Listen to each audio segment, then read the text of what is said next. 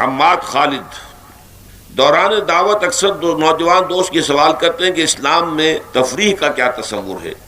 ان کا کہنا ہوتا ہے کہ آج کل کھیلوں کے مواقع بہت کم ہوتے ہیں، پھر ٹی وی کا متبادل کیا ہے؟